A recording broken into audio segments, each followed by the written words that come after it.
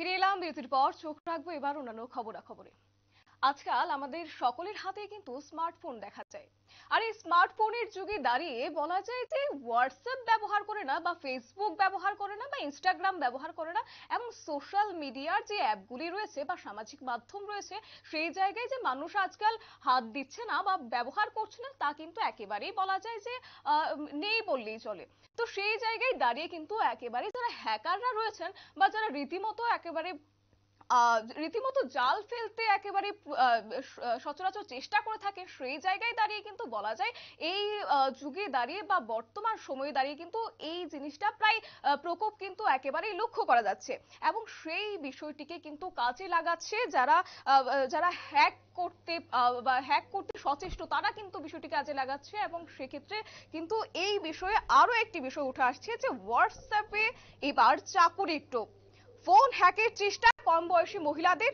আবারও আপনাদের জানিয়ে রাখছি যে হোয়াটসঅ্যাপ যারা আপনারা ব্যবহার করছেন সেই জায়গায় কিন্তু একেবারে চাকুরির টোপ দেওয়া হয়েছে এবং রীতিমতো ফোন হ্যাকের চেষ্টা করছে কম বয়সী মহিলাদের ফোন হ্যাকের চেষ্টা করছে। তবে সেই বিষয়ে কিন্তু ফাঁদে না পড়ার কিন্তু বার্তা দিচ্ছে পুলিশ প্রশাসন। তবে গোটা বিষয় নিয়ে কি আপডেট উঠে আসছে, কি বিস্তারিত কি রয়েছে জানবো আমাদের প্রতিনিধি নিউজ রুম থেকে রয়েছে সরাসরি অঙ্কিতা বর্ধন। অঙ্কিতা, কি রয়েছে বিস্তারিত? এই যে প্রত্যেকদিন সকলেই তো আজ হোয়াটসঅ্যাপ ব্যবহার করছে বা ফেসবুক ব্যবহার করছে, তো সেই জায়গায় দাঁড়িয়ে এই হোয়াটসঅ্যাপে একেবারে চাকুরির টোপ, কি রয়েছে বিস্তারিত? দেখো, বর্তমানে আমরা প্রযুক্তির যুগে দাঁড়িয়ে রয়েছি।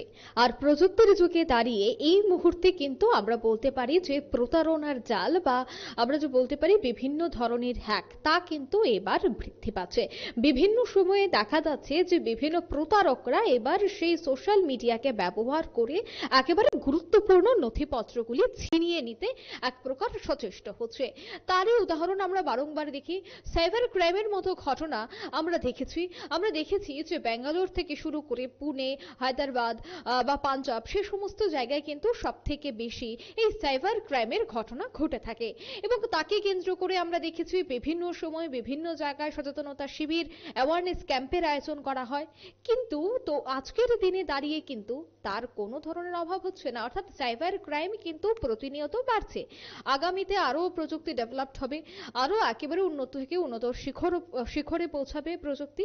তার ক্ষেত্রে সাইবার ক্রাইম কিন্তু আরো বড় আকার ধারণ করতে যাচ্ছে। এই মুহূর্তে যে খবর বা যে আপডেট নিয়ে আমরা এই মুহূর্তে হাজির হয়েছে তা হচ্ছে হোয়াটসঅ্যাপের মাধ্যমে প্রতারণা। আমরা দেখি প্রায় সময় ফেসবুক, হোয়াটসঅ্যাপ বা ইনস্টাগ্রাম, যে কোনো সামাজিক যে প্ল্যাটফর্ম রয়েছে সেখানে বিভিন্ন চাকুরির প্রতারণা দেওয়া হয়। অর্থাৎ বলা হয় যে ঘরে বসে আপনি 3 থেকে 4 হাজার টাকা ইনকাম করতে পারবেন। এবং তাকে কেন্দ্র করে দেখা যায় বিশেষ করে একেবারে যুবক যুবতীরা সেই অ্যাডের দিকে ছুটে পড়ে, দেখার চেষ্টা করে যে কি কাজ বা কিভাবেই বা টাকা উপার্জন করা যাবে, তার দিকে কিন্তু এই মুহূর্তে ঝুঁকছে আমরা বলতে পারি বেকার যুবক যুবতীরা। এই মুহূর্তে খবর উঠে আসছে যে কিছু অল্প বয়সী মহিলারা এবার প্রতারণার ফাঁদে পড়ছে। কি কারণ?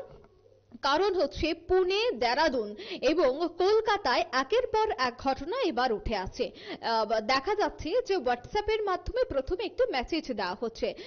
সেই মেসেজে লেখা আছে যে আপনি ঘরে বসেই একদিনে 3,000 টাকা ইনকাম করতে পারবেন, মাত্র 2 ঘন্টার কাজ হবে। এবং সেই মেসেজটি দেখার পর অনেকেই চাকুরির জন্য আবেদন করছে। এবং আবেদনের পর যখন তারা সেই অ্যাপ্লিকেশনে তাদের সমস্ত নথিপত্র বা ডকুমেন্ট সাবমিট করছে, তার পরপরই দেখা যায় সেই ডকুমেন্টস দিয়ে একাধিক কাজ করছে প্রতারকরা। বিভিন্ন যে কাজ রয়েছে, বিশেষ করে যে সমস্ত একেবারে বিভিন্ন জায়গায় নিষেধ, সে সমস্ত কাজগুলি কিন্তু করতে দেখা যাচ্ছে প্রতারকদের। এবং কলকাতার কথা যদি আমি বলি, কিছুদিন আগে কলকাতাতেও ঠিক এমন একটি ঘটনা ঘটে। কলকাতায় একটি মহিলা, তিনি চাকরির জন্য একটি আবেদন করেছিলেন এবং সেই আবেদনে সাড়া দিয়েছিল সেই ওয়েবসাইটটি। তারপর ওনাকে বলা হয়েছে ওনার ছবি এবং বিভিন্ন নথিপত্র দেওয়ার জন্য। তারপর সেই নথিগুলি যখন সেই মহিলাটি সেই অ্যাপের মাধ্যমে সাবমিট করে, তারপর দেখা যায় কিছুদিন পর সেই মহিলার কাছে বিভিন্ন ছবি দিয়ে ব্ল্যাকমেইল করা হয়। সেই ছবিগুলি কি? সেই ছবিগুলি অশ্লীল বিভিন্ন ছবি, অর্থাৎ মহিলার ছবি দিয়ে বিভিন্ন অশ্লীল ছবি বানিয়ে, অর্থাৎ ডিপ ফেকের মতো কিছু ছবি পাঠানো হয়েছে। এবং সেই ছবি পাঠিয়ে বিভিন্ন টাকা দাবি করা হচ্ছে এবং হুমকি দেওয়া হচ্ছে যে অতি সত্বর যে টাকা চাওয়া হয়েছে সে টাকা যদি নির্ধারিত সময়ে ব্যাংকে না দেওয়া হয় তবে সেই ফটোগুলি এই মুহূর্তে সোশ্যাল মিডিয়ায় ভাইরাল করে দেওয়া হবে। এবং তুমি ভালো করেই জানো যে সোশ্যাল মিডিয়া এই মুহূর্তে এমন একটি প্ল্যাটফর্ম যেখানে একেবারে 1 মিনিটে একটি ছবি ভাইরাল হয়ে যায়। একেবারে কম সময়ে যে জায়গায় যে জিনিসটি ভাইরাল হয় তা হচ্ছে সোশ্যাল মিডিয়া। আর সেই সোশ্যাল মিডিয়াকে কাজে লাগাচ্ছে বিভিন্ন প্রতারকরা। এই পুরো ঘটনায় লালবাজার পুলিশকে খবর দেওয়া হয়েছে। পুলিশ ঘটনা তদন্ত করে দেখছে, কিন্তু যাই হোক পুলিশ এই মুহূর্তে প্রত্যেককে সাবধান থাকতে বলছে। পুলিশ বলছেন যে বিভিন্ন ওয়েবসাইট, যে সমস্ত ওয়েবসাইট থেকে এই সমস্ত চাকুরির কথাগুলি আছে তাকে প্রথম যাচাই করতে হবে, বা তার যে মূল অফিস রয়েছে, যা মূল ওয়েবসাইট রয়েছে সেগুলি প্রথম যাচাই করতে হবে। তারপর সেখানকার কর্মীদের সাথে কথা বলতে হবে 1:1, তারপরে যেন নথিপত্রগুলি সাবমিট করা হয়। যদি এর আগে সাবমিট করে দেওয়া হয় বা এই ধরনের প্রতারণা যদি কেউ করে থাকে তবে অবশ্যই সর্বপ্রথম পুলিশকে জানাতে হবে। প্রতিনিয়ত এই খবর কিন্তু এই মুহূর্তে আমরা বলতে পারি ব্যাপকভাবে ছড়িয়ে পড়ছে।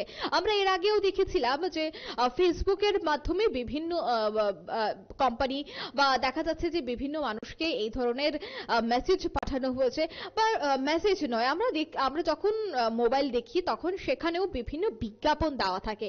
সেই বিজ্ঞাপনে একাধিক প্রলোভন দেখানো থাকে যে অল্প সময়ে আপনি অধিক থেকে অধিকতর টাকা আয় করতে পারবেন, এবং সেই বিজ্ঞাপন দেখেই কিন্তু অনেকেই চাকুরির জন্য আবেদন করে। সেই চাকুরিতে আবেদনের পরই কিন্তু সেই ব্যক্তিকে বা সেই মহিলাকে সেই প্রতারণার জালে ফেলে দেওয়া হয়। বিশেষ করে কি করা হয়, বিশেষ করে এই মুহূর্তে কিন্তু টার্গেট করা হচ্ছে একেবারে অল্প বয়সী মহিলাদের, যারা একেবারে হাউসওয়াইফ বা ঘরে বসে কাজ করতে যারা ইচ্ছুক তাদের ক্ষেত্রে কিন্তু এই চক্রটা বেশি ছড়াচ্ছে। অর্থাৎ সে সমস্ত মহিলাগুলিকে টার্গেট করা হচ্ছে এবং টার্গেট করে তাদের নাম্বারগুলিকে প্রথমে কালেক্ট করা হয়, তারপর তাদের হোয়াটসঅ্যাপে সরাসরি মেসেজ করা হয়, এবং সেই মেসেজে যখন সাড়া পায় বিভিন্ন কোম্পানি, বিশেষ করে প্রতারকরা যখন সেই মেসেজে সাড়া পায় তারপরে কিন্তু সেই নথিগুলি দিয়ে তারা অপরাধমূলক বিভিন্ন কাজকর্ম করে এবং ব্ল্যাকমেইল করা হয়। সেই ব্ল্যাকমেইলে পরে অনেকেই মনে করেন যে টাকা দিয়ে দেয়, বা অনেকেই কিন্তু পুলিশের সাথে যোগাযোগ করে না, সরাসরি ব্যাংকে টাকা দিয়ে দেয়। তার ফলে কি হচ্ছে, তার ফলে প্রতারকরা কিন্তু এই ধরনের কাজে আরো অনেকটাই প্রশ্রয় পাচ্ছে। একটি বিষয় তোমার কাছ থেকে জানতে চাইবো, এই যে যেমনটা তুমি বলেছো যে জব, আর এই বলা যায় যে বর্তমানে কিন্তু একটা জবের প্রতি আকর্ষণ রয়েছে যারা যুবক যুবতীরা রয়েছে। তো সেই ক্ষেত্রে যারা এই যুবক যুবতীরা একটা প্রায় সময় বলা যায় যে ফেসবুক দেখে বা হোয়াটসঅ্যাপ কিন্তু দেখে, তো সেই জায়গায় দাঁড়িয়ে তাদের বা প্রত্যেক সময় লক্ষ্য করা যায় যে হোয়াটসঅ্যাপ কোম্পানি কিন্তু এই নিরাপত্তার বিষয়টি নজরে রাখে যে কিভাবে তাদেরকে এইসব বিষয় বা অপকার্যকলাপ থেকে তাদেরকে দূরে রাখা যাবে, সেই কারণে সেফটি সংক্রান্ত বিষয়ে কিন্তু বিভিন্নভাবে তারা তথ্য দিয়ে থাকে। তো এই আজকের এই বিষয়টি, তো সেক্ষেত্রে কি কোনোভাবে হোয়াটসঅ্যাপ কোম্পানি বা এই কোনো নিরাপত্তার বিষয় নিয়ে কিছু বলেছে, বা এমন কোনো তথ্য কি রয়েছে তোমার কাছে?